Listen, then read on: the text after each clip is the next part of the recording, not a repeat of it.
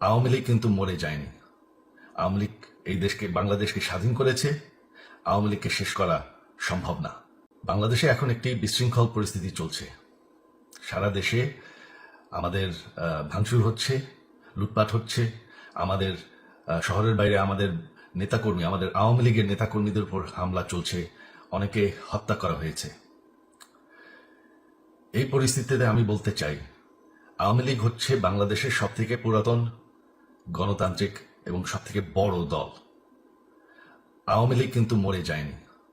আওয়ামী লীগ এই দেশকে বাংলাদেশকে স্বাধীন করেছে। আওয়ামী লীগকে শেষ করা সম্ভব না।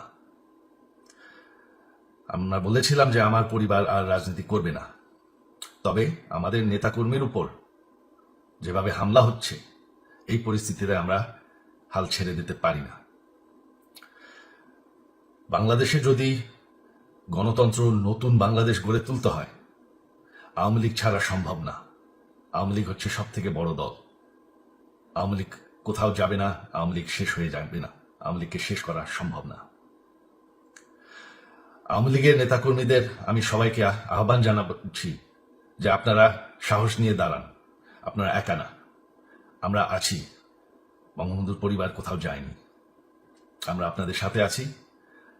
দেশকে, আমাদের নেতাকর্মীদেরকে, আওয়ামী লীগকে রক্ষা করার জন্য যা প্রয়োজন আমরা করতে প্রস্তুত। এই যে আমাদের বর্তমান যারাই আছে ক্ষমতায়, তাদেরকে আমি বলবো যে আমরাও একটি গণতান্ত্রিক, শৃঙ্খল, নিরাপদ বাংলাদেশ চাই, জঙ্গিবাদ মুক্ত। তার জন্য আমরা সবার সাথে আলোচনা করতে প্রস্তুত।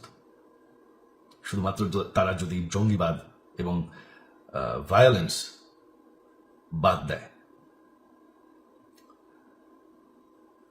শেখ হাসিনা মরে যাননি,